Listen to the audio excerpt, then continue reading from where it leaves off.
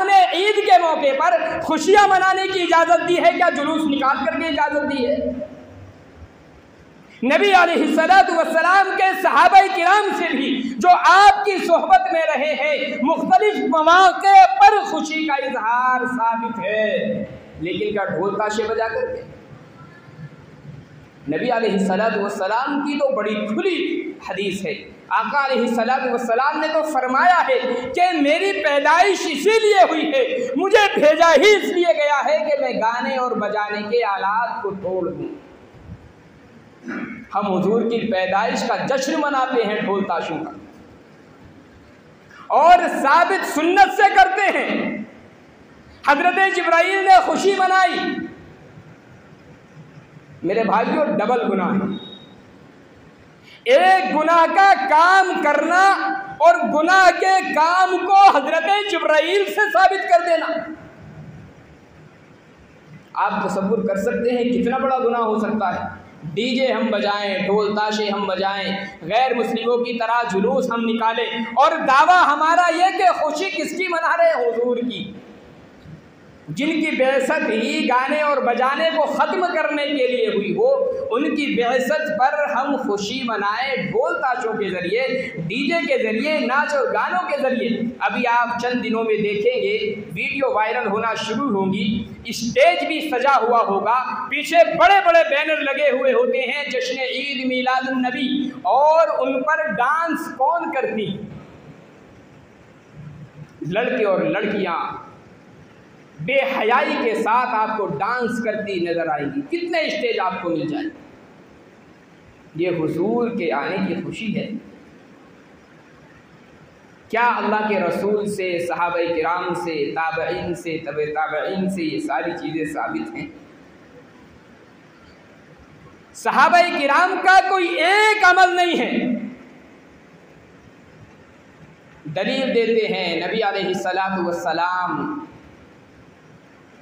जब हिजरत करके मक्कतुल मुकर्रमा से मदीना मुनव्वरा तशरीफ़ ले गए हैं, तो मदीना मुनव्वरा की लड़कियां गाना गा रही थी आका अलैहिस्सलातु वस्सलाम की खुशी। जहालत की बिल्कुल इंतहा है। आप अहादीस को समझ नहीं सकते कि ये समझने वाले से मालूम कर ले। अपनी अकल से अहादीस को समझना शुरू कर दिया, खुद का भी बेड़ा गर्क किया और एक अच्छी खासी उम्मत का बेड़ा गर्क करके रख दिया। आपके अंदर समझने की सलाहियत नहीं है। जो लोग समझते हैं कुरान और हदीस पर जिनका उबूर हासिल है, मालूम करें। दो चीज़ें हैं। एक चीज़ तो ये कि नबी अलैहिस्सलातु वस्सलाम की हिजरत के मौके पर जितनी लड़कियां वहाँ पर थी, हदीस में सराहत है, छोटी छोटी बच्चियाँ थी, यानी नाबालिग बच्चियाँ। ईद के मौके पर भी एक हदीस साबित है कि कुछ लड़कियाँ आईं।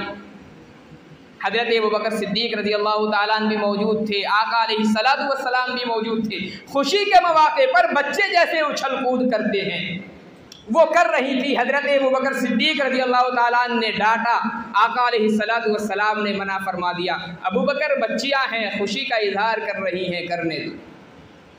तो एक चीज़ नाबालिग बच्चियाँ। दूसरी जो चीज़ है, हदीस में नबी अलैहिस्सलातु वस्सलाम के लिए जो अल्फाज वहाँ पर तुम गाने के साबित कर रहे हो, गाने के अल्फाज नहीं, उनशुदा लफ्ज़ आया है। उनशुदा के माना आते हैं तराना, और हम समझते हैं तराने में और गाने में कितना बड़ा फ़र्क होता है।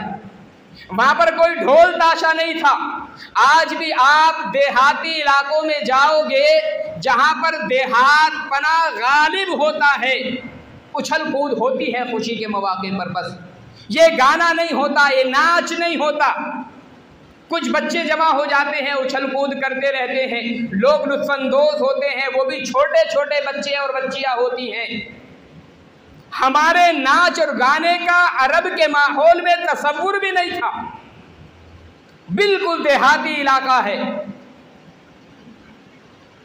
आका अलैहिस्सलातु वस्सलाम की आमद पर कुछ बच्चियां आई हैं, तराना गुनगुना रही हैं, तला अल बद्रु अलैना मिन सनियातिल वदाई, आज हमारे यहाँ सनियातुल वदा से एक चांद तुलू हो रहा है। वो चांद कौन था? आका अलैहिस्सलातु वस्सलाम। तो नबी अलैहिस्सलातु वस्सलाम की तारीफ में कुछ कलिमात हैं, कुछ अशार हैं जो वहाँ की छोटी छोटी बच्चियाँ गुनगुना रही थी। हमने दलील बना लिया, उन्होंने नबी अलैहिस्सलातु वस्सलाम की आमद पर खुशी मनाई। जालिमों खुशी मनाई है तो क्या डीजे बजा करके, नाच गाना करके, जुलूस निकाल करके, क्या ये हुजूर की आमद पर खुशी है? दूसरी चीज़ ये बात समझने की है, नबी अलैहिस्सलातु वस्सलाम की आमद खुशी का बाइस है, ठीक है। आका अलैहिस्सलातु वस्सलाम कितने साल जिंदा रहे भाई? 63 साल। किसी भी आदमी की शऊर की जो उम्र होती है, यानी जिसमें आदमी समझदार होता है, 10-12 साल मान ले, 20, इससे भी ज़्यादा आप माने, नबी अलैहिस्सलातु वस्सलाम की नबुव्वत के साल आप मुतय्यन कर लें, यानी 40 साल की उम्र में आका अलैहिस्सलातु वस्सलाम को नबुव्वत से सरफराज फरमाया। इसके बाद नबी अलैहिस्सलातु वस्सलाम 23 साल दुनिया में जिंदा रहे। अगर आका अलैहिस्सलातु वस्सलाम की पैदाइश पर हर साल खुशी मनाना दुरुस्त होता तो आका अलैहिस्सलातु वस्सलाम के ज़माने में क्यों नहीं मनाई गई? बर्थडे मनाना तो इस्लाम बिल्कुल नाजायज़ कहता है। इस्लाम के यहाँ तो तसव्वुर ही नहीं इस चीज़ का। फिर आका अलैहिस्सलातु वस्सलाम की बर्थडे नहीं तो क्या है ये कि हर साल ढोल ताशे लेकर के निकल जाओ, दूसरों को भी परेशान करो, ख़ुद की भी नमाज़ें क़ज़ा करो और नबी अलैहिस्सलातु वस्सलाम के नाम पर बेहयाई को फ़रोग़ दो, इस्लाम मुखालिफ सारे काम करो, तमाम लोगों को ये दिखलाओ कि इस्लाम हमें ये सिखलाता है। मेरे भाइयों, इसमें कोई शक नहीं कि हर मुसलमान, मैं हूँ या आप हूँ, कोई भी सुन्नत से वाक़ईतन दूर है, कोई शक नहीं इसमें। और हमारे जो अमाल हैं, हकीकत यह है कि लोगों को इस्लाम से मुतनफ़िर करते हैं, इस्लाम की तरफ लाते नहीं हैं, इस्लाम से मुतनफ़िर करते हैं। हमारा जो इस्लाम है वो किताबों में अलग है, हमारी ज़िंदगियों में अलग है। हमारी जो ज़िंदगियां हैं वो इस्लाम जो किताबों में बंद है उसके मुताबिक कतन नहीं। अगर हम गौर करेंगे तो शायद एक लम्हा भी हमारा उस इस्लाम के मुताबिक न गुजरता हो जो इस्लाम हमारे कुरान में या हमारी अहादीस में महफूज है। ठीक है, बदआमालियाँ हैं, लेकिन हुजूर के नाम पर बदआमालियाँ करना ये कितना बड़ा गुनाह का बाइस। गुनाह होता है, इसमें कोई शक नहीं है, बदआमालियाँ होती हैं, सुन्नतों से दूरी है, लेकिन हुजूर की पैदाइश के नाम पर फिर बेहयाई को फ़रोग़ देना और हुजूर की पैदाइश के नाम पर तमाम दुनिया को परेशान करना, क्या इस्लाम से लोगों को मुतनफ़िर नहीं करेगा? क्या इस्लाम से लोग करीब होंगे इस चीज़ को देख करके? चंद साल पहले तक जो तरीक़े गैरों के थे, बेआइनी वही तरीक़ा हमारे अंदर आ रहा है और हम समझ रहे हैं ये इस्लाम है। मेरे भाइयों, इस्लाम इजाज़त नहीं देता, बिल्कुल इस्लाम इजाज़त नहीं देता इन चीज़ों की। बड़ी बड़ी अजीब दलीलें हैं। एक साहब से बात हुई, भाई ये बिदअत क्यों करते हो? कहने लगे जी ये बिदअत है तो ये मदरसे चलाना भी तो बिदअत हो गया, ये पक्की मस्जिदें बनाना भी तो बिदअत हो गया, और ये हम कुर्ता पजामा ऐसा पहनते हैं, हुजूर के ज़माने में तो ऐसा नहीं था, ये भी बिदअत हो गया। यानी अजीब पढ़ा लिखा जाहिल इसी को तो कहते हैं। कुरान पढ़ करके आ गया, हदीसें पढ़ करके आ गया, लेकिन जहनो दिमाग में जो गोबर भरा हुआ है वो नहीं निकला आज तक, वो गोबर ही रहा।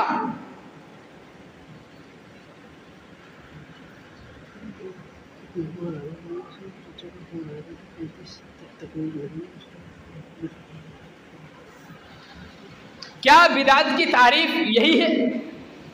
हजरत उमर रज़ी अल्लाह ताला अन्हु के दौर में कुरान करीम पर बहुत सारा काम हुआ। हजरत उस्मान गनी के दौर में कुरान करीम पर बहुत सारा काम हुआ। आका अलैहिस्सलातु वस्सलाम के दौर में कुरान करीम जो मौजूद था हम जानते हैं किताब की शक्ल में नहीं था, सहाबा किराम के पास में टुकड़े टुकड़े मौजूद होते थे। किसी के पास चमड़े पर कोई आयत लिखी हुई है, किसी के पास कोई सूरत लिखी हुई है, किसी के पास में कुछ है, किसी के पास में कुछ है। हज़रत उस्मान गनी रज़ी अल्लाह ताला अन्हु ने सबसे पहले कुरान करीम को जमा फरमाया। हज़रत उमर रज़ी अल्लाह ताला अन्हु ने सबसे पहले इसका इजहार फरमाया। हज़रत अबू बकर सिद्दीक़ से फरमाया। खिलाफत हज़रत अबू बकर सिद्दीक़ रज़ी अल्लाह ताला अन्हु की थी। हज़रत अबू बकर सिद्दीक़ को बार बार समझाया, कहा हज़रत ऐसा करें, कुरान करीम को जमा कर लें, एक किताबी शक्ल में लेकर के आ जाएं। हज़रत अबू बकर सिद्दीक़ रज़ी अल्लाह ताला अन्हु कहते थे, जो काम हुजूर ने अपनी ज़िंदगी में नहीं किया, मैं भी उस काम को नहीं कर सकता। बार बार समझाया गया। हज़रत अबू बकर सिद्दीक़ रज़ी अल्लाह ताला अन्हु ने बात नहीं मानी, इस माना करके हुजूर के ज़माने में ये काम नहीं हुआ तो मैं कैसे कर सकता हूँ। बहरहाल जब हुफ़ाज़े किराम का शहादत का मामला पेश आया, शहादत का वाक़या पेश आया, अब हज़रत अबू बकर सिद्दीक़ को एहसास हुआ कि कुरान करीम अगर लोगों के पास ऐसे ही रहा, हुफ़ाज़ शहीद होते चले गए तो कुरान करीम तो महफूज नहीं रह पाएगा। अब लोगों से उन आयात को जमा करना शुरू किया। फिर हज़रत उमर रज़ी अल्लाह ताला अन्हु ने पूरा काम ये अंजाम दिया और हज़रत हफ्सा रज़ी अल्लाह ताला अन्हा, जो हज़रत उमर रज़ी अल्लाह ताला अन्हु की बेटी हैं, उनके पास में वो कुरान बाज़ाब्ता जमा था। हज़रत उस्मान गनी रज़ी अल्लाह ताला अन्हु ने फिर पूरा कुरान जमा कराया। हज़रत हफ्सा से कुरान लिया, उसके मुताबिक लोगों से फिर आयतें सुनी। भाई जिसके पास जो जो आयतें हैं ला करके सुनाओ। अब ये मसला नहीं था कि कुरान याद नहीं था, याद सबको था, हाफिज बहुत सारे थे, लेकिन मसला ये था कि हमने जो आयत याद कर रखी है क्या सही भी है या नहीं, ये मिलाने का मसला होता था तो मिलाया गया। बहरहाल इस तरीके से कुरान को जमा किया गया। अब ये जहालत की बात है, कोई आदमी कह दे जी हुजूर के ज़माने में कुरान लिखा नहीं था तो अब क्यों है, लिहाजा ये भी बिदअत, इसको भी हटाओ।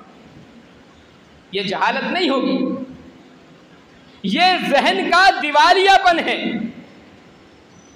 एक काम वो है जो इस्लाम की नशरो इशाअत की गरज से किया गया है। दीन इस्लाम का फायदा है, कोई नुकसान नहीं है। आप उसको भी बिदअत कहते चले जाएंगे। वाह, यानी अपने एक गुनाह को सही करने के लिए सहाबा किराम के आमाल तक पर उंगलियां उठा दी जाएं। अल्लाह के रसूल ने तो साफ फरमाया, मा अना अलैहि व अस्हाबी, हिदायत का जो रास्ता है वो है जिस पर या तो मुझे चलते हुए देखा गया हो या मेरे सहाबा को चलते हुए देखा गया। अब अपनी जहालत को साबित करने के लिए आप सहाबा किराम तक पर उंगलियां उठा दें तो आपसे बड़ा इस दुनिया में गुमराह कोई नहीं हो सकता। ठीक है, अमाल हम करते हैं, करते रहें, कोशिश करें, सुन्नत पर आने की बहुत अच्छी बात है, आदमी की कोशिश होनी चाहिए, अल्लाह ताला कब तौफीक दे। लेकिन नबी के नाम पर, नबी की पैदाइश के नाम पर और जश्न विलादत के नाम पर हम मेरे भाइयों उन बेहयाइयों को फरोग दे, इस्लाम जिनको कतअन हराम कहता है, और फिर पीछे बैनर भी किसका लगा हो, जश्न ईद मिलादुन नबी का, हम लोगों को बता ये रही है कि देखो हमारे नबी की तालीमात ये है, वो नहीं है जो तुमने कुरान और हदीस में पढ़ा है। हमारे नबी की तालीमात वो नहीं है जो अहादीस में महफूज हैं। हमारे नबी का तरीका वो नहीं है जो कुरान बतला रहा है। हमारे नबी का तरीका ये है कि नाम हुजूर का अगर रख दिया जाए फिर सारी बेहयाई हमारे लिए जायज़। बताइए हमारा अमल बताता है या नहीं बतलाता है? एक बात और समझ लें, आप में से कुछ लोग सोच रहे होंगे यार हम करते थोड़े ही, हम तो पीछे जाते हैं, हमने कभी नाच गाना नहीं किया, हमने कभी डीजे में पैसे नहीं दिए, हमने कभी बैनर नहीं बनवाया, हाँ साथ साथ हम चल जाते हैं। हुजूर की हदीस है, मन कसुरा सलादहु फहुवा मिनहुम, बड़ी सरी हदीस। जो आदमी जिस कौम के अफराद को बढ़ाता है, जिस कौम की जमइयत को बढ़ा रहा है, वो भी उन्हीं में से है। जुआ खेला जा रहा है, सबको गुनाह मालूम है, मैं खेलने की नीयत से नहीं गया, देखने की नीयत से चला गया, शिरकत बराबर है। अब मैं ये नहीं कह सकता जी मैं तो खेल ही नहीं रहा, हदीस के अंदर जो गुनाह आया है तो वो खेलने वाले पर है, खेलने वालों की तादाद तो बढ़ा दी। वहाँ पर जो मजमा जमा था उस मजमे की तादाद तो मैंने भी बढ़ाई है, इसलिए गुनाह में बराबर का शरीक मैं भी। आपने एक हदीस सुनी होगी, तबलीग वाले बड़ी कसरत के साथ में ये हदीस बयान करते हैं, अपने जो तकारीर की इब्तिदा में करते हैं। बिल्कुल सही हदीस है, मिशकात शरीफ के अंदर ये हदीस मौजूद है। आका अलैहिस्सलातु वस्सलाम फरमाते हैं कि कहीं पर अल्लाह का जिक्र होता है, फ़रिश्ते होते हैं, और फ़रिश्ते जो हैं फिर यहाँ से अल्लाह के दरबार में जाते हैं। शॉर्टकट में मैं तुम्हें सुना रहा हूँ, हदीस तो लंबी। अल्लाह ताला पूछता है कहाँ से आ रहे हो, बताते हैं फ़ला मजमा था, वो जिक्र कर रहा था, ये कर रहा था। अल्लाह फरमाता है गवाह रहना, मैंने उन सबकी मग़फ़िरत कर। अब इसके बाद जो जुमला है, फरिश्ते कहते हैं अल्लाह कुछ लोग तो वाकई थे जो अल्लाह के जिक्र में ही मशगूल थे और तेरी याद के इरादे से ही वहाँ पर बैठे थे। एक बंदा वो भी था जो अपने काम से चला जा रहा था और उसने देखा कि कुछ लोग मस्जिद में बैठे हुए हैं, वो सिर्फ देखने की गरज से आया, थोड़ी देर बैठ गया। उसका इरादा जिक्र का नहीं था, उसका इरादा इल्म सीखने का नहीं था, लेकिन वो सिर्फ देखने की गरज से उस मजमे के अंदर बैठ गया। देखो ये कर क्या रहे हैं। अल्लाह फरमाता है मैंने उसकी भी मग़फ़िरत कर दी। ये मग़फ़िरत क्यों की गई? क्योंकि इसने अल्लाह के ज़िक्र में बैठने वालों की तादाद को बढ़ाया। हम कुछ नहीं कर रहे, तादाद को बढ़ाने के लिए चले जाते हैं, कुछ नहीं करते शिरकत की गरज से चले जाते हैं, कुछ नहीं करते तमाशा देखने की गरज से जा रहे हैं। आप याद रखना, जैसे करने वाला मुजरिम है, देखने वाला भी मुजरिम है। इसलिए मेरे भाइयों, अल्लाह के नबी की विलादत का मसला है, खुशी आपके दिल के अंदर मौजूद है, आप चाहते हैं।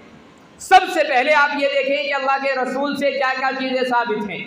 कोई नेमत जब अल्लाह के रसूल को मिलती थी, सहाबा किराम को अल्लाह तबारक व तआला की जानिब से जो पैगाम अल्लाह के रसूल ने सुनाया है, किसी नेमत के मिलने पर दो चीज़ों का सबूत है। नंबर एक, उस नेमत के मिलने पर आप अल्लाह का शुक्र अदा करें।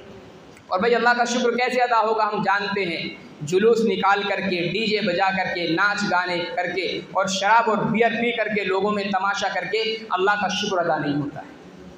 अल्लाह का शुक्र क्या है? अल्लाह तूने अपने नबी को हमारे दरमियान में भेजा है, आपका शुक्र है। और शुक्र में क्या? आप नमाजें पढ़ रहे हैं, अल्लाह का शुक्र अदा कर रहे हैं। आप गरीबों को खाना खिला रहे हैं, अल्लाह का शुक्र अदा कर रहे हैं। आप गरीबों की मदद कर रहे हैं, अल्लाह का शुक्र अदा। ये नहीं कि दिखाने के लिए आपने हलवा तकसीम कर दिया, खिचड़ी, ये बिल्कुल नहीं। ये आपका जो मकसद होता है गरीबों की इमदाद नहीं होता। आप लाख रुपया खर्च कर दें, लेकिन हालांकि दिलों का हाल अल्लाह जानता है, लेकिन वसूख के साथ मैं कहता हूँ, जो बंदा मुहर्रम के दिन खड़ा होकर के खिचड़ा बांट रहा हो या रबीउल अव्वल में बिरयानी बांट रहा हो, 100% उसका एतिमाद ये नहीं है और उसका जो भरोसा इस बात पर नहीं है कि मैं गरीबों की मदद करके अल्लाह की जानिब से सवाब हासिल करना चाहता हूँ। नहीं, एक रस्म चली आ रही है, वो रस्म को अदा करने के लिए बिरयानी भी बांट रहा है, पानी भी तकसीम कर रहा है, खिचड़ी भी कुछ भी तकसीम कर रहा हो, अल्लाह की रज़ा मकसूद हरगिज़ नहीं। ये बिल्कुल वसूख के साथ बात है। तो पहली चीज़ जो नेमतों के मिलने पर होनी चाहिए, अल्लाह की उस नेमत का शुक्र अदा करें। और दूसरी चीज़ क्या है? अल्लाह की उस नेमत में जो गलती, जो कोताही हुई हो, उस पर अल्लाह से माफ़ी मांगे। अल्लाह तूने अपने नबी को हमारे दरमियान में भेजा है। अल्लाह के नबी का हक़ ये था कि हम हर बात में अल्लाह के नबी की इत्तिबा करते, अल्लाह के नबी की सुन्नतों को दिल से अपनाते। अल्लाह हमारा कसूर था, हम आका की ज़िंदगी को अपना नहीं पाए, ये हमारी गलती थी। अल्लाह हम तेरे हुजूर की ज़िंदगी को अपनी ज़िंदगी नहीं बना सके, हमें अल्लाह इस पर माफ़ फरमा दे। और वहीं पर ये अहद करें कि इंशाअल्लाह आइंदा अपनी ज़िंदगी हुजूर की ज़िंदगी के मुताबिक बनाने की कोशिश करें।